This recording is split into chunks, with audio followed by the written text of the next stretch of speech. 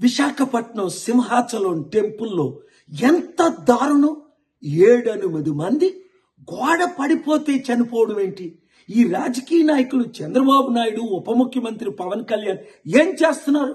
అప్పుడేమో తిరుపతిలో అనేక మంది చనిపోయారు. 300, 1000 రూపాయలు, 1500 రూపాయలు టికెట్లు కలెక్ట్ చేసి వేల కోట్లు సంపాదిస్తున్నారే. మరి కొన్ని కోట్ల రూపాయలు ఖర్చు పెట్టి ఇవన్నీ రిపేర్లు, మరమ్మతులు చెయ్యొద్దా?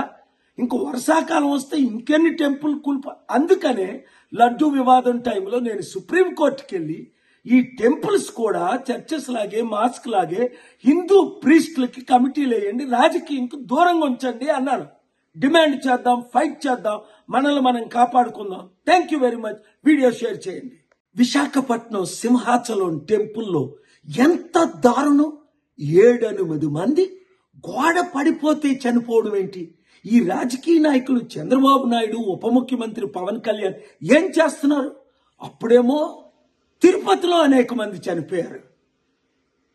300, 1000 రూపాయలు, 1500 రూపాయలు టికెట్లు కలెక్ట్ చేసి వేల కోట్లు సంపాదిస్తున్నారే.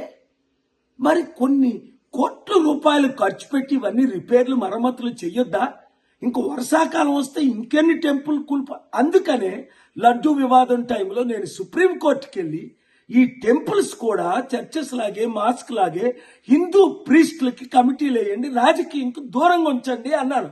డిమాండ్ చేద్దాం, ఫైట్ చేద్దాం, మనల్ని మనం కాపాడుకుందాం. Thank you very much. Video share చేయండి.